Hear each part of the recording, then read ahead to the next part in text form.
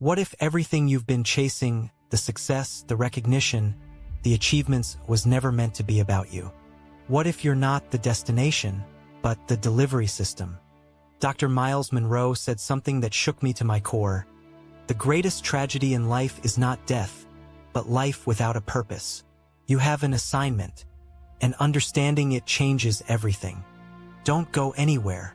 Hey incredible people, welcome back to the channel.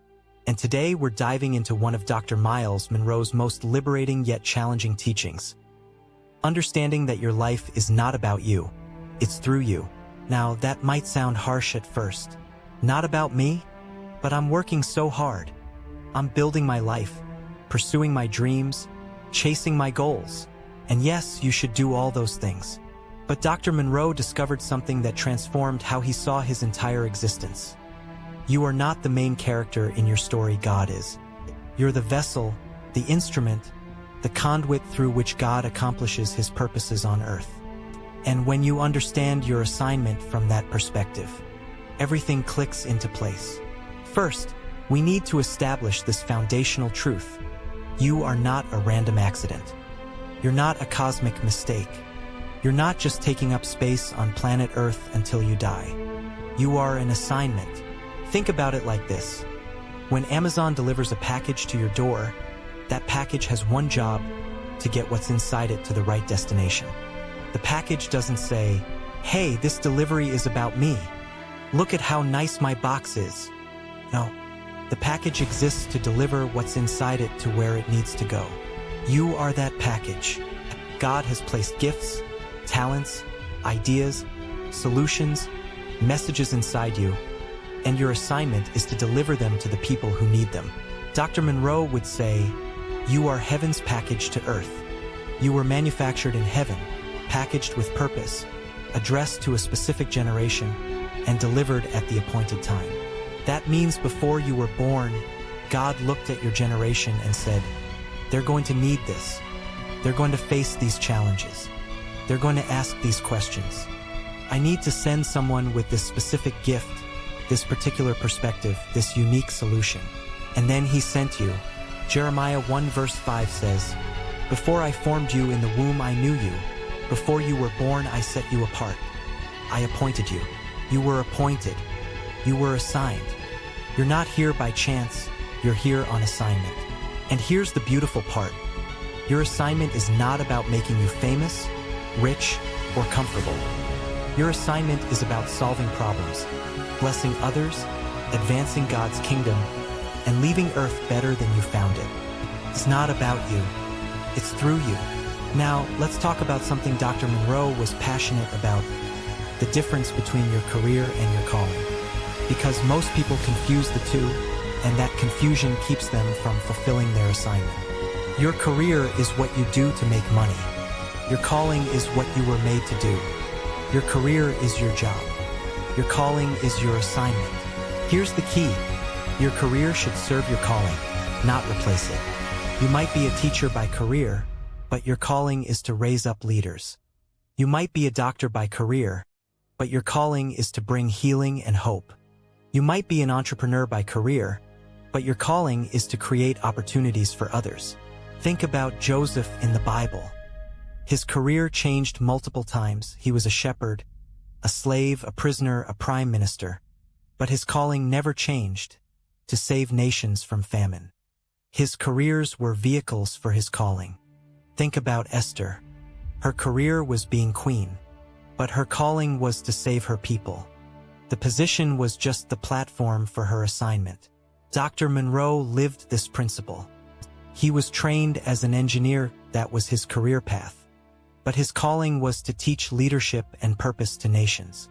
So he used his engineering background to understand systems and structures, but he fulfilled his calling by teaching and mentoring. Here's where most people get stuck. They're waiting for their career to align perfectly with their calling before they start fulfilling their assignment. But Dr. Munroe would say, start fulfilling your calling wherever you are with whatever you have. You're called to encourage people? You can do that at Starbucks while you're working as a barista. You're called to mentor youth? You can do that at your neighborhood park on weekends. You're called to create beauty? You can do that in your apartment with whatever materials you have. Stop waiting for the perfect career to start living out your calling. Your assignment is not on hold until you get the right job. Your assignment is active right now, wherever you are. The question is, are you fulfilling it? So, how do you discover your specific assignment?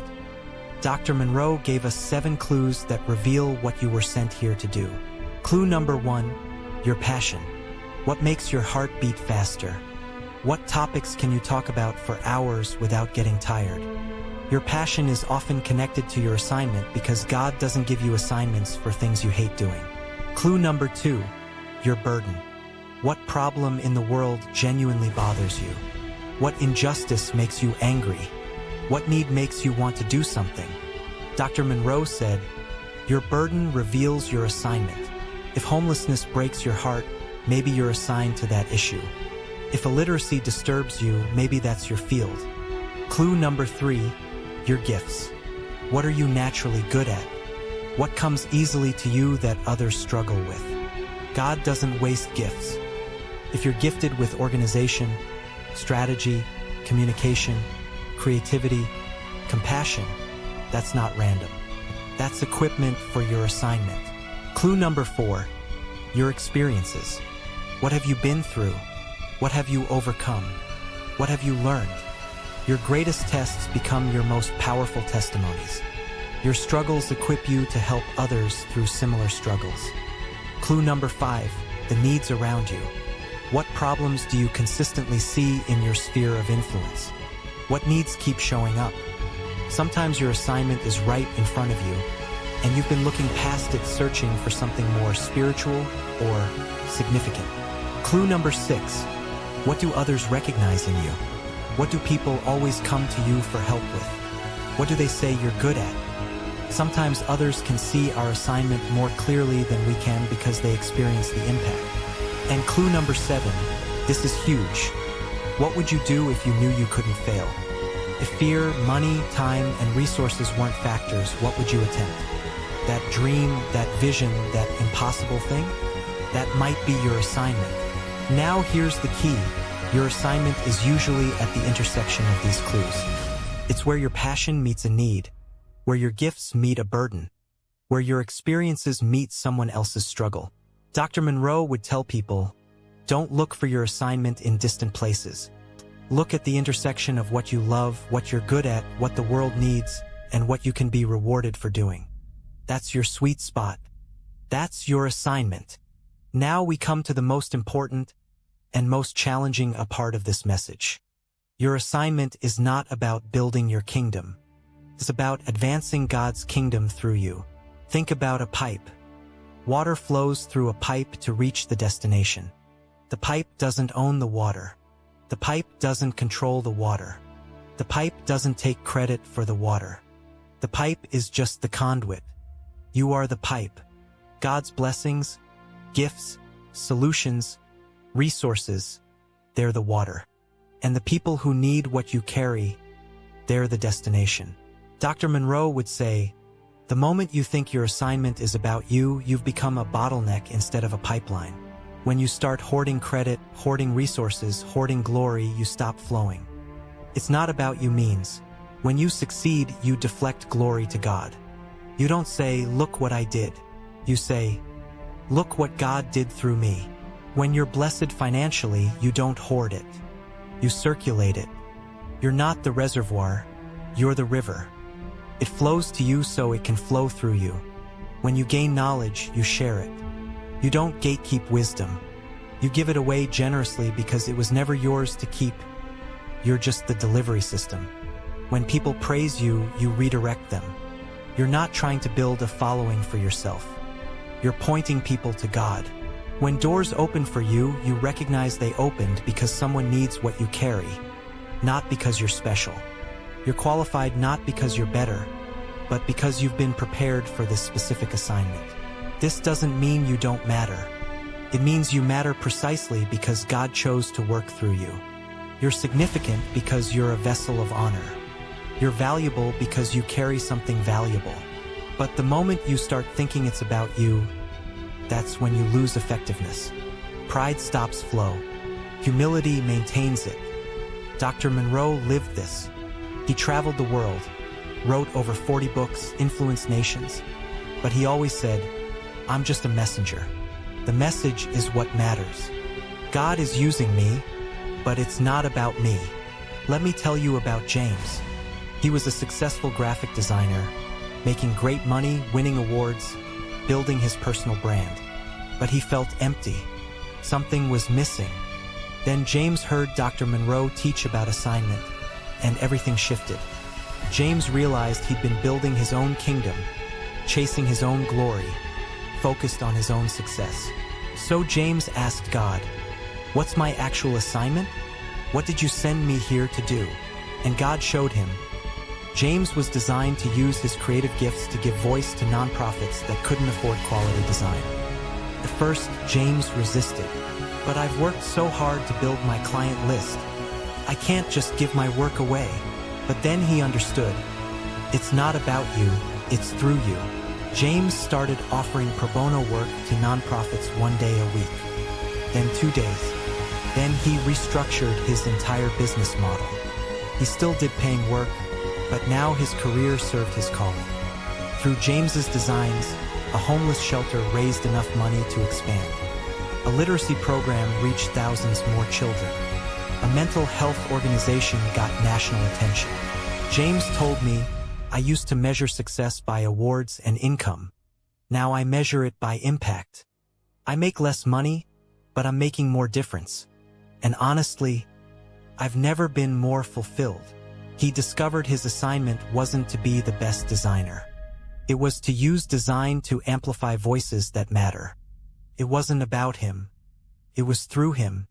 And everything changed. All right, let's get practical.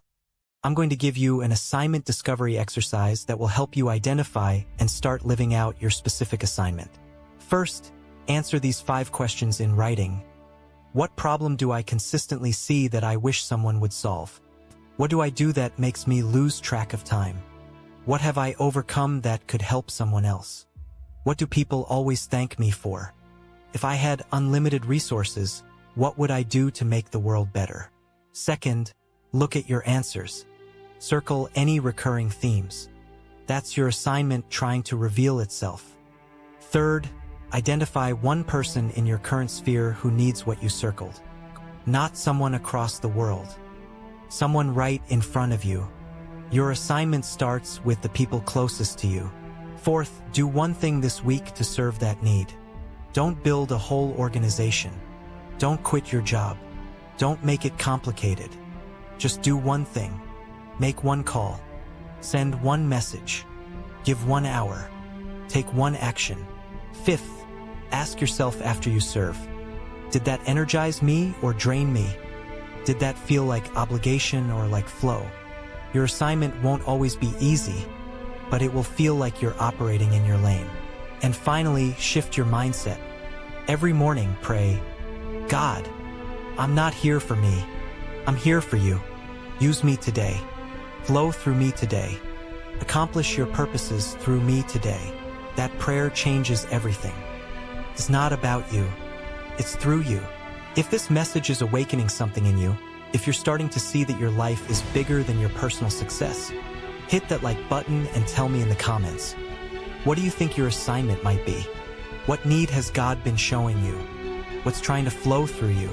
And listen, if you want to be part of a community that's focused on fulfilling assignments, not just building careers, people who understand they're here on purpose.